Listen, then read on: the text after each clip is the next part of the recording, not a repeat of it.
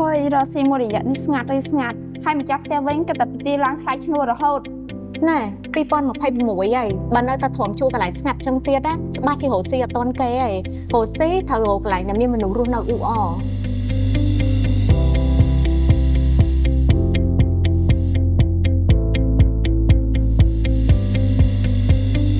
អូនឯងមកនៅនេះមកគម្រោង Golden Avenue នៅលើផ្លូវរដ្ឋផ្លូវ2011តតាម្ដងចរាចរណ៍អ៊ូអមនុស្សរស់នៅច្រើនខ្វាត់ខ្វែងណាយើងចង់បើកម៉ាបសាឡនកាហ្វេអីក៏ត្រូវប៉ាន់ហ្មងតែគេឡើងធំទលាយបើកហាងក៏បានរកស៊ីក៏បានតែបើមើលស្អាតអញ្ចឹងប្រហែលជាថ្លៃមកទៅកុំបារម្ភនៅដើមឆ្នាំ2026នេះបរិយាគេមានប្រូម៉ូសិនពិសេសខ្លាំងណាស់ឥឡូវនេះគឺគេមានការជួលត្រឡប់វិញជារៀងរាល់ខែរយៈពេលរហូតដល់ទៅ3ឆ្នាំហ្មង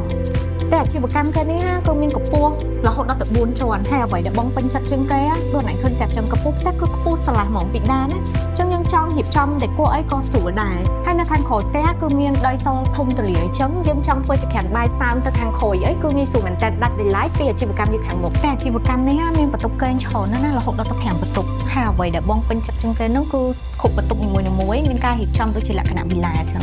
ជាពិសេសជាន់បន្ទប់កេងមេគ្រួសារបន្ទប់បងនេះគឺមានស្ប៉េសធំទលាយមែនតើ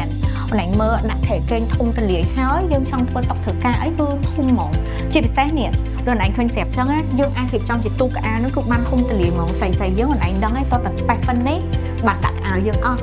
យើងចង់ធ្វើទូសម្អាងអីក៏បានដែរនៅ spec ខាងនេះធំមែនតើ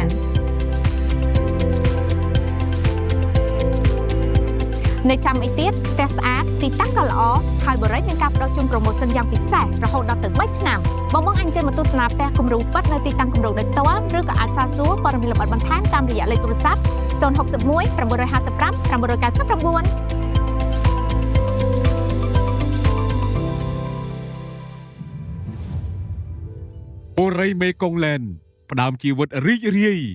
និងជោគជ័យនៅទីនេះ